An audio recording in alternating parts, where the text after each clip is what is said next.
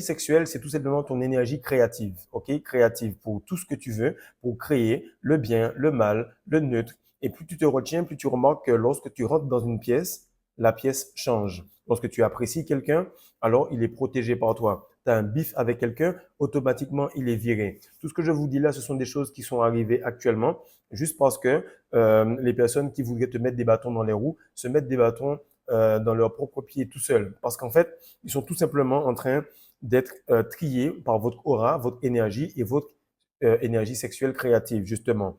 Donc, lorsque tu penses que tu es fort, ton estime de toi laisse la place à cette énergie sexuelle pour monter très, très haut. Lorsque tu penses que tu es faible ou que tu es humble ou peu importe le terme que tu veux employer pour te définir, alors directement, cette énergie sexuelle-là va tout simplement se transformer en ce que tu as dit, en ce que tu as pensé, en ce que tu as vibré. Maintenant, ce que je veux te faire comprendre, c'est que cette énergie-là se transforme dans le niveau d'estime de vous-même.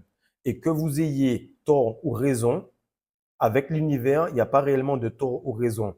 Vous êtes tellement puissant que peu importe ce que vous pensez, vous avez raison de le penser et donc l'univers ne peut que se soumettre à cela.